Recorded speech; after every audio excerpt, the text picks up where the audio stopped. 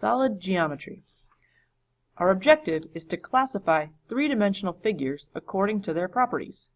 Use nets and cross-sections to analyze three-dimensional figures. Well, why learn this? Some farmers in Japan grow cube-shaped watermelons to save space in small refrigerators. Some vocabulary will be helpful. A face is each flat surface. An edge is the segment that is the intersection of two faces. A vertex is the point that is the intersection of three or more faces. A prism is formed by two parallel, congruent, polygonal faces called bases, connected by faces that are parallelograms. So if you notice off to the right here, we have a prism where we have two bases and they are parallel to each other. A cylinder is formed by two parallel, congruent circular bases and a curved surface that connects the bases. So we have two circular bases and they are also parallel.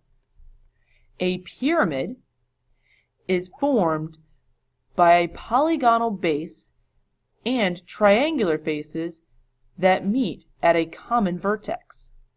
So you have one base that's a polygon and one vertex. A cone is formed by a circular base and a curved surface that connects the base to a vertex. So a circle on the bottom and their vertex. Few left. A cube is a prism with 6 square faces. A net is a diagram of the surfaces of a three-dimensional figure that can be folded to form the three-dimensional figure. Cross-section, the intersection of a three-dimensional figure and a plane. These are some examples of prisms and pyramids. Notice, even in a triangular prism, the top and the bottom are parallel and they're flat surfaces. So a triangular prism has a triangular base, a rectangular prism has a rectangular base, a pentagonal prism has a pentagonal base, and a hexagonal prism has a hexagonal base. The same can be applied for pyramid. Triangular pyramid has a triangular base, rectangular pyramid, rectangular base, pentagonal pyramid, pentagonal base, hexagonal pyramid, hexagonal base. Well, let's try labeling some of these.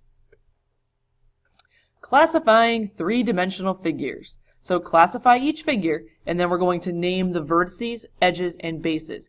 These are not just numbers, they're actual names of segments or points.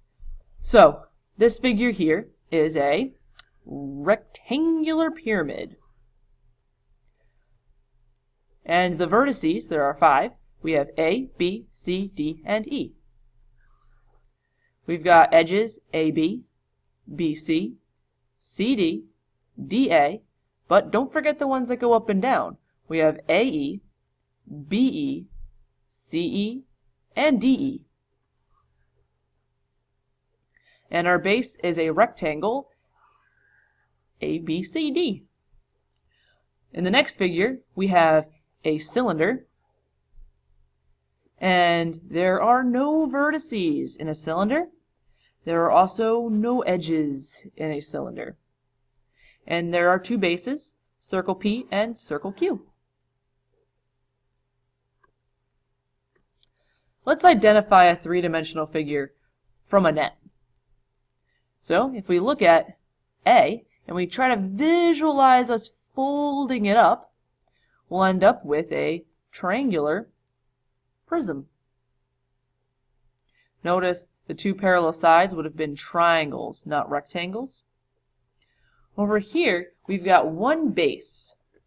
So we know we're dealing with a pyramid, and we don't know that all the sides are congruent, but if you were to assume so, you'd have a square pyramid, but a rectangular pyramid would be preferred. In this one, we have one base down in the bottom here, and we're going to fold up these three triangular faces, and we will end up with a triangular pyramid. And 2B, we've got these two circles here. They're going to be our bases, and this long rectangle will kind of curve around each of these circles when it gets folded up, just kind of like a soup can label, and you end up with a cylinder.